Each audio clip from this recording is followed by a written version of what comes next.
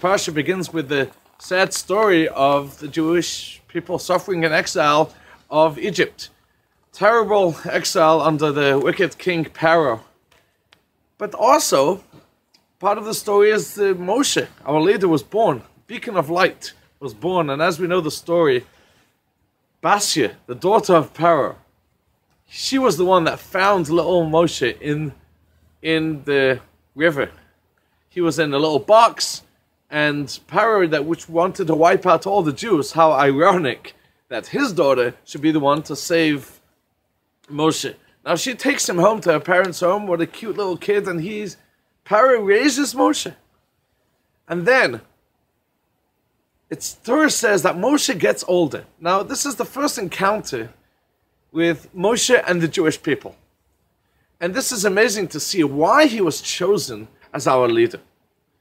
Torah says that Moshe went out to see how his brothers are suffering. He left the comfort of his home to see how they are suffering, and he wanted to help them. Now it's very interesting because Moshe was, as I mentioned, in Pharaoh's home, and everything was fine for him. He could have stayed there, and no one would have ever known that he's part of this Jewish nation. He didn't need to work. But he said, no, my Jewish brethren are suffering. I'm not going to sit at home in the comfort of my home and just let them suffer. I'm going to go out to them. Even more than that, it says later on, he had a free pass to go in and out of Egypt. And he left Egypt to get married in Midian. That's when Hashem met him the first time. And Hashem spoke to him. And it says he had 2 children. And both of those children he named after the Jewish people suffering in Egypt. One of them was Gershom. He said, I'm only a ger, I'm only a visitor here in Midian. I really belong there. That's interesting. If someone escapes Auschwitz and comes to America, he won't say, oh, I'm only a visitor in America. I really belong in Auschwitz. But Moshe did say that. He said, my brothers are there, I belong there.